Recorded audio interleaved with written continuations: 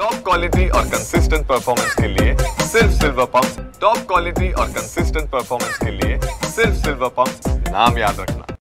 पुणे जिल्ह्यामध्ये गेल्या 3 ते 4 दिवसापासून मुसळधार पावसाला सुरुवात झाली आहे आणि याचाच परिणाम सध्या या परिसरामध्ये मोठ्या प्रमाणामध्ये पाऊस पडत असल्याने धरणाची जी पातळी आहे ती वाढली आहे आणि याचमुळे या परिसरामध्ये असलेले काही रस्ते सुद्धा बंद झालेले पाहायला मिळते। मी आज सध्या आलो आहोत चास येथील चास ते कडूस या दरम्यानचा जो रस्ता आहे त्या रस्त्यावरती खरं तर पाणी आलेलं पाहायला मिळते। त्यासोबत हा जो पूल आहे तो पूर्णतः बंद केलेला पाहायला मिळते। त्यासोबत इथे सावधानतेचा इशारा सुद्धा देण्यात आलेला आहे, कारण की पुलावरून जर पाणी वाहत असेल तर वाहने नेऊ नये असा इशारा खरं तर प्रशासनाकडून या ठिकाणी देण्यात आलेला पाहायला मिळते। या ठिकाणी पाहतो की पूर्णतः जो पूल आहे तो पूल पूर्णतः पाण्याखाली गेलेला पाहायला मिळते। त्यासोबत या ठिकाणी असलेली स्मशानभूमी असेल, वैकुंठधाम भूमी असेल, ही सुद्धा पाण्यात गेलेले पाहायला मिळते।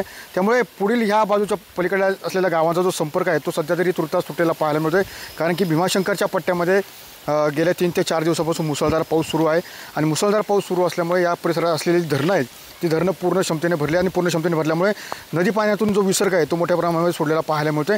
त्यामुळेच या परिसरामध्ये असलेला जी पूल आहेत ते पूल पूर्णतः पाण्याखाली गेलेत।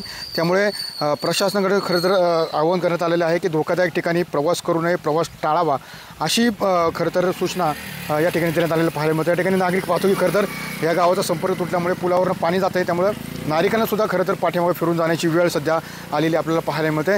त्यामुळे कुठेतरी सध्या धोकादायक पद्धत आहे, धोकादायक ज्या ठिकाणी आहेत पुलावरून पाणी जाते त्या ठिकाणी प्रवास टाळावा असंच आवाहन या ठिकाणी प्रशासनाकडे करण्यात आलेलं आपल्याला पाहायला मिळत आहे। त्यामुळे अभिषेक समी सुलते TV9।